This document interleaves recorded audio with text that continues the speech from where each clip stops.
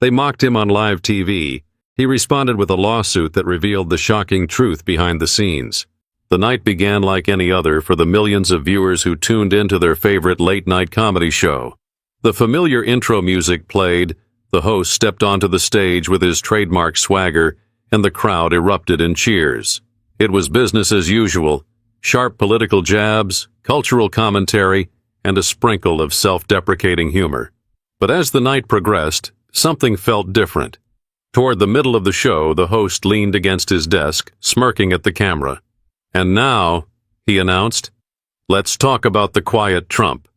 A photo of 18-year-old Barron Trump flashed onto the screen.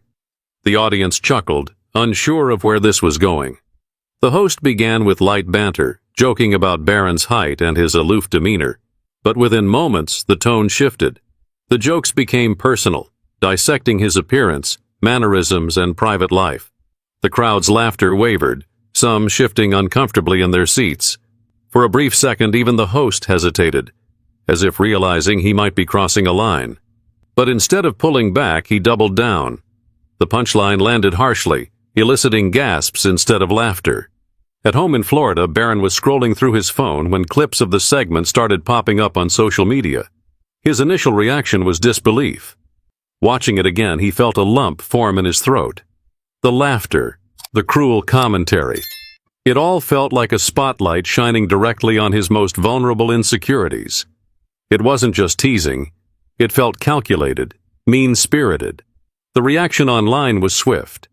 Hashtags like #TooFar and #DefendBarron began trending. Critics and supporters of the show clashed in heated debates, with some defending the segment as just comedy, and others condemning it as outright bullying. Media outlets picked up the story within hours, replaying the clip repeatedly as commentators weighed in. For Barron, who had spent much of his life shielded from the public eye, this was uncharted territory. He'd grown up watching his family navigate scandals and controversies, but he had always been the quiet one, the one who stayed in the background. Now the spotlight was on him and he wasn't sure how to handle it. His family was quick to rally around him.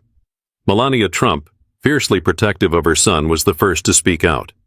"My son is not a public figure," she said in a statement. "Children should be off limits no matter who their parents are."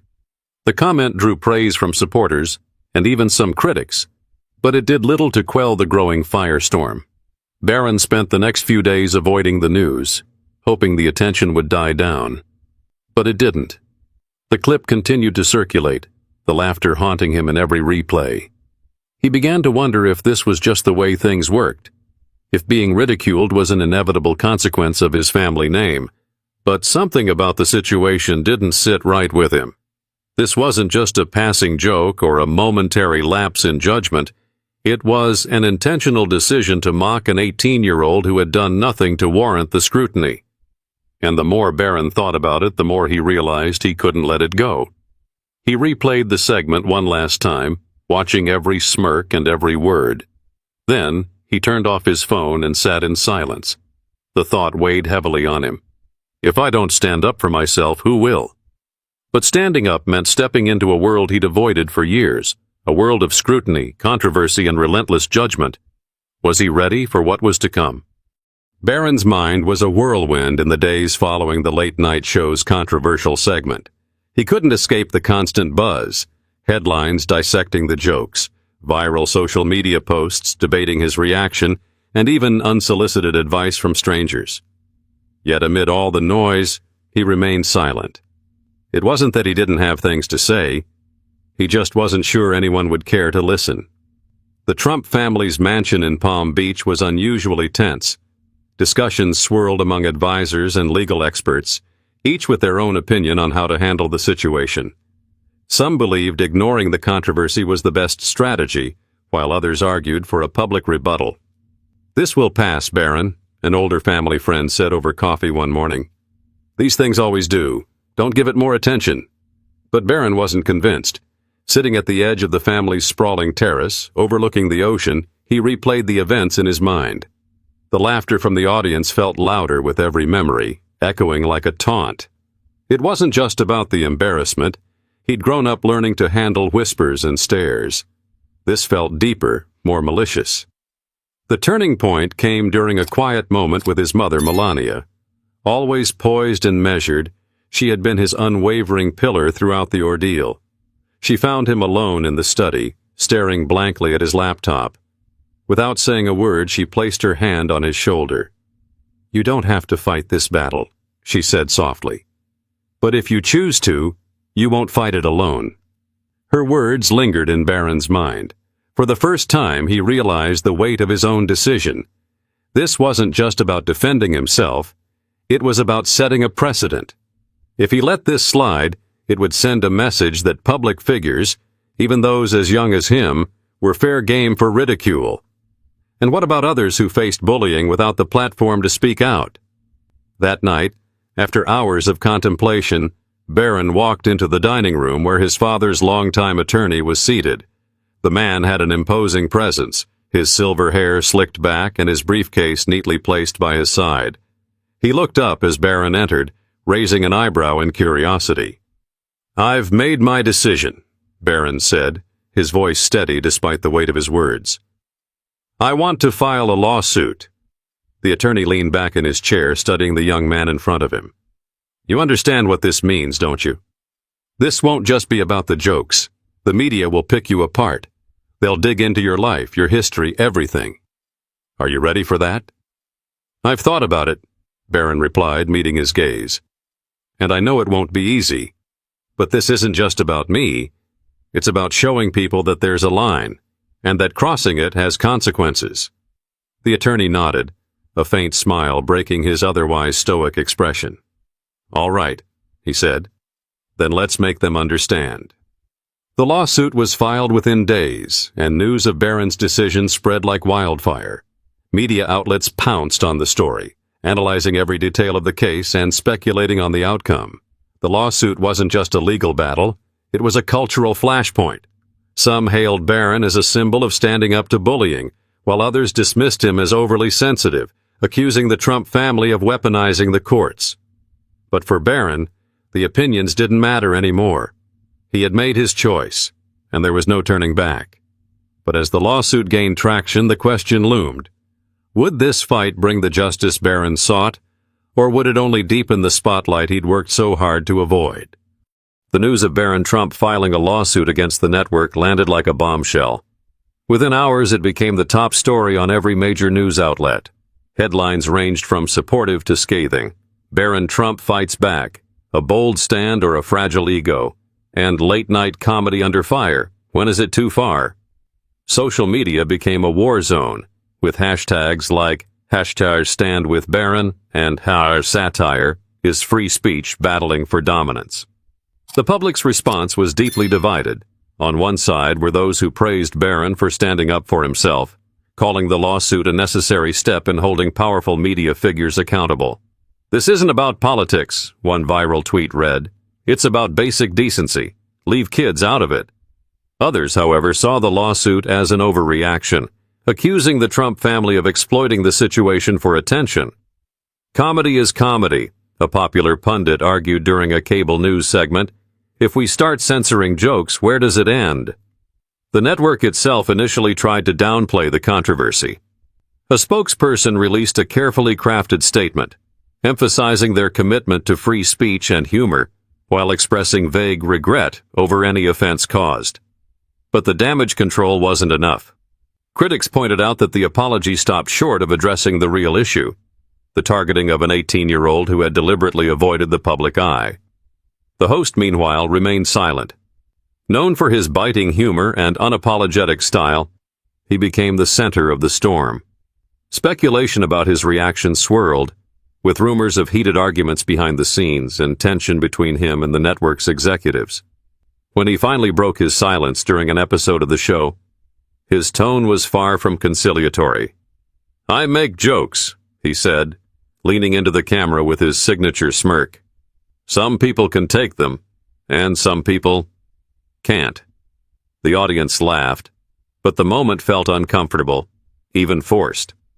Online, the clip was dissected endlessly, with many calling it a non-apology. As the lawsuit gained momentum, the story began to take on a life of its own. Legal analysts weighed in, debating whether Barron's case had merit. Some argued that satire was protected under the First Amendment and that the lawsuit would ultimately fail. Others pointed to the leaked emails from the show's producers, which suggested a deliberate effort to provoke, as a potential game changer. Amid the chaos, Barron remained largely out of sight. He avoided interviews, choosing instead to let his legal team handle the public narrative. But the pressure weighed heavily on him. Friends who once called to check in grew distant, unsure of how to navigate his sudden notoriety. Strangers approached him in public, either offering words of encouragement or hurling insults. Still, Barron refused to back down. "This isn't about winning or losing," he confided to his lawyer during a late-night meeting. "It's about making sure people know this kind of behavior isn't okay." The network, however, wasn't about to fold easily. Their lawyers mounted an aggressive defense, framing the lawsuit as an attack on freedom of speech. They painted Barron as overly sensitive, someone who couldn't handle the harmless ribbing that came with being part of a high-profile family. But the leaked emails from the show's producers, revealed during the early stages of the case, told a different story. Words like "make it sting" and "push the envelope" painted a picture of deliberate malice, and the public began to shift. Even some of the show's most loyal fans found themselves questioning the ethics of targeting a teenager. But as the lines between comedy, cruelty, and accountability blurred, the world waited to see whether the courtroom would deliver justice, or merely more spectacle. While the world speculated on the lawsuit's outcome, Barron's legal team worked tirelessly behind closed doors. The office of his lead attorney became a war room, walls lined with documents, timelines, and charts mapping out every angle of the case. It wasn't just about winning, it was about building an airtight argument that would stand up to the network's powerful defense team. The emails from the show's producers were a goldmine of evidence. What initially seemed like a few careless remarks revealed something much darker upon closer inspection. The tone of the correspondence was unapologetically aggressive, with phrases like, "he's an easy target," and "let's push the line and see what happens." One email even hinted at how the backlash could boost ratings, describing the controversy as a PR win waiting to happen. When Barron's attorney shared these findings with him, the young man's expression hardened. "They didn't just make a mistake," he said. "They planned this. They knew exactly what they were doing." The legal team decided to file a motion to include the emails as key evidence in the trial. The network's lawyers immediately moved to block their admission, arguing that the emails were taken out of context and did not represent the intent of the segment. But the judge ruled in favor of Barron, allowing the emails to become part of the case. The decision sent shockwaves through the entertainment world. News of the emails leaked to the press, igniting a new wave of outrage. Public opinion began to shift further in Barron's favor. Even those who had initially dismissed the lawsuit as frivolous found it hard to defend the producer's actions. The network faced growing pressure, not just from the public but also from its advertisers. Brands began pulling sponsorships from the show, unwilling to associate themselves with the controversy. Inside the network, chaos reigned. Producers and executives held emergency meetings, trying to contain the fallout. Fingers were pointed, blame was deflected, and morale plummeted. The show's host, once untouchable, became a liability. Despite his defiant public persona, insiders revealed that he was increasingly isolated, both professionally and personally. The host finally addressed the controversy during an episode of his show, but the response fell flat. His tone was defensive, his jokes forced. "We live in strange times," he said, gesturing toward the camera, "when comedians are put on trial for doing their job." The audience laughed, but it felt hollow, a pale echo of the raucous energy the show once commanded. Meanwhile, Barron remained focused. His days were consumed by depositions, strategy meetings, and media updates. But the weight of the case took its toll. He spent long hours in solitude, grappling with the enormity of what he had set in motion. Late at night, he often found himself scrolling through messages from strangers, some supportive, others vitriolic. One message, however, stood out. It was from a mother in Kansas who thanked him for his courage. Her teenage son had been relentlessly bullied at school, and she saw Barron's fight as a beacon of hope. "You're showing him that he doesn't have to stay silent," the message read. Barron saved it, returning to it whenever doubt crept in. Despite the mounting stress, Barron refused to waver. He saw the case not just as a fight for himself, but as a broader stand against a culture that often prioritized shock value over human decency. But with the trial looming, the stakes grew higher, and the question hung heavy in the air. Could Barron's evidence be enough to hold the network accountable? Or would the weight of their influence crush his resolve? The day of the trial was unlike anything Barron had ever experienced. Crowds of reporters and spectators lined the courthouse steps in Miami, microphones and cameras trained on every door. The buzzing energy was almost suffocating, and Barron felt it with every step as he walked into the building alongside his legal team. Dressed in a tailored navy suit, he tried to channel the calm demeanor his father was famous for, but his clenched fists betrayed his nerves. Inside, the courtroom was a theater of tension. Every seat was filled. Legal analysts, journalists, supporters, and skeptics, all eager to witness the showdown. Barron sat quietly at the plaintiff's table, his gaze fixed on the polished wood of the desk in front of him. Across the room, the network's high-powered legal team appeared relaxed, exchanging casual whispers as if this were just another day in court. The host, notably absent, became a point of contention in the media almost immediately. The opening arguments set the tone. The network's lawyers framed the case as an attack on free speech, describing their client as a comedian exercising his constitutional rights. Satire has always been a cornerstone of our democracy, the lead attorney proclaimed, his voice booming through the courtroom. To restrict it is to risk losing one of our most powerful tools for holding the powerful accountable. But Barron's team countered with precision. This isn't about satire, his lawyer said firmly. This is about a calculated decision to target a young man who had done nothing to invite such ridicule. It's about intent. And the evidence will show that this was not a harmless joke. It was a deliberate act designed to humiliate. The tension in the room was palpable as the trial progressed. The highlight of the proceedings came when the infamous emails from the producers were presented as evidence. The words, "push the line" and "let's make it sting" were projected onto a large screen for everyone to see. Gasps rippled through the courtroom, and the jury's expressions shifted from neutral to uneasy. The defense scrambled to downplay the emails, arguing that they were taken out of context. The nature of comedy is to provoke, their lawyer insisted. These discussions were part of the creative process, not an attack plan. But the prosecution's next witness drove the point home. A former producer for the show who had left under murky circumstances was called to testify. She was nervous, fidgeting with her hands as she took the stand, but her voice grew steadier as she recounted her experience. "We knew it was risky," she admitted. "There were concerns raised about targeting Barron Trump, especially since he wasn't a public figure in his own right, but those concerns were dismissed. The higher-ups wanted something that would go viral. That was the goal." Her testimony hit like a thunderclap. Even the defense team seemed momentarily stunned. The courtroom buzzed as the implications sank in. This wasn't just poor judgment. It was a calculated decision driven by ratings and shock value.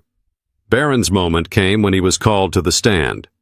The courtroom fell silent as he walked to the witness stand, his tall frame seeming even more imposing under the weight of the moment. He took a deep breath, his hands gripping the edges of the stand. The questions were pointed. "Why did you decide to pursue this lawsuit?" the prosecutor asked.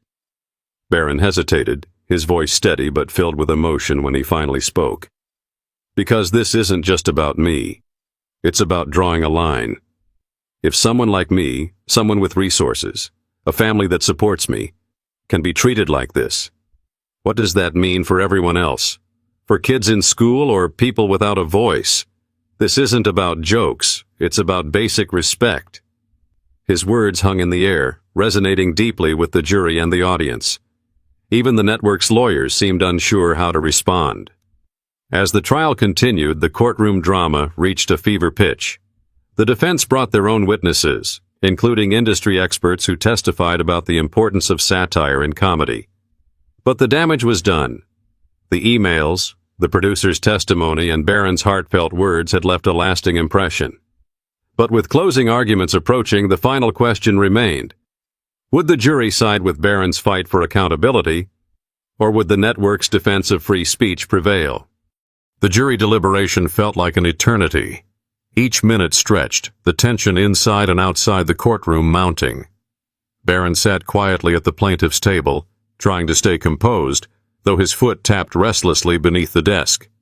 His mother, seated behind him, placed a reassuring hand on his shoulder. It was a small gesture, but it reminded him that he wasn't alone in this. Finally, after nearly 7 hours, the jury filed back into the courtroom. The atmosphere was electric, every movement amplified in the silence. The foreperson rose, holding the slip of paper that would decide the outcome of one of the most publicized trials in recent history. "We find in favor of the plaintiff," she announced, her voice steady and clear. A wave of emotion swept through the room. Barron exhaled a breath he hadn't realized he was holding. His lawyers exchanged subtle nods, their hard work and meticulous strategy having paid off. Behind him, his mother squeezed his shoulder gently. The network's legal team, on the other hand, sat in stunned silence, their confident facade shattered. The court awarded significant damages to Barron, not just for defamation, but also for emotional distress. It wasn't about the money, though.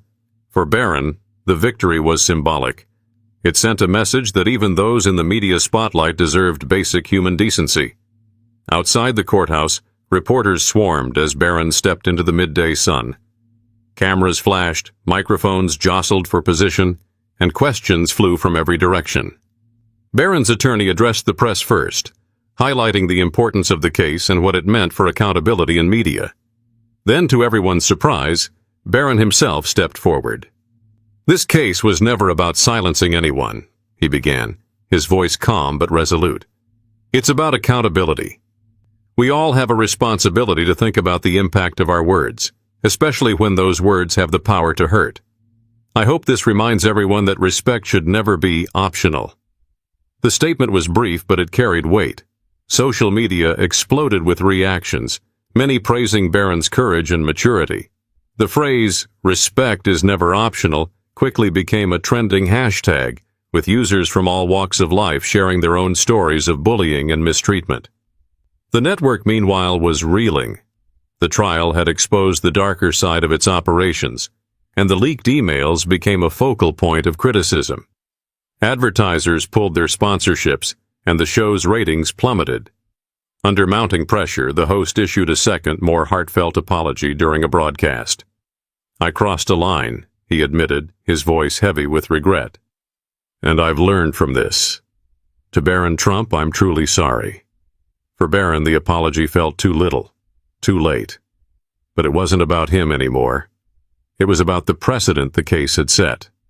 The network announced sweeping changes to its policies, implementing stricter guidelines for its content and creating oversight committees to ensure future accountability. In the weeks following the verdict, Barron stepped back from the spotlight, choosing to focus on his personal life. But he didn't let the experience fade into the background. He began working quietly with anti-bullying organizations, using his platform to advocate for others who didn't have the resources or visibility to fight back.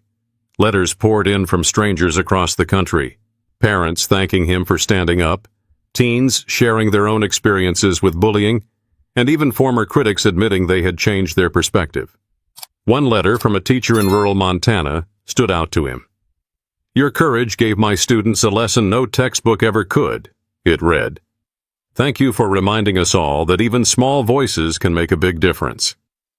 The lawsuit's ripple effects extended far beyond Barron's personal victory. It reignited conversations about the responsibilities of media and the power dynamics between public figures and those who wield influence over them. More importantly, it reminded people of the value of empathy, even in a world that often seems to thrive on conflict. But for Barron, the greatest victory wasn't the courtroom decision or the public recognition. It was the realization that he could make a difference, not by following someone else's path, but by standing firm on his own. Barron's journey wasn't just a headline-grabbing lawsuit. It was a defining moment that transcended his personal battle. For many, it became a symbol of resilience, proof that even the quietest voices could demand to be heard. The case had brought him into a spotlight he had long avoided, but instead of shrinking from it, he stood tall, turning the attention into a platform for change. In the weeks and months following the verdict, the impact of the case continued to resonate. Schools held discussions about cyberbullying and the consequences of words, inspired by Barron's decision to take a stand. Anti-bullying organizations reported a surge in donations, with many crediting the high-profile case for drawing attention to their work. Conversations that had once seemed theoretical about the line between free speech and accountability became personal and urgent for millions of people. For Barron, life slowly returned to a new kind of normal. He enrolled in college, focusing on his studies while quietly continuing his advocacy. He kept a folder of letters and emails from people who had reached out to thank him, a reminder of the lives he had touched. Every now and then, he would reread a few, grounding himself in the purpose behind his fight. But the lessons of his experience extended far beyond the courtroom. He had learned that standing up for oneself wasn't just about protecting personal dignity. It was about setting an example for others. In taking on a media giant, he had shown that no one, no matter how powerful, was above accountability. And in the process, he had redefined what it meant to be a Trump, not through controversy or conflict, but through compassion and strength. The moral of the story was clear. Words matter. They have the power to hurt, to heal, to divide, and to bring people together.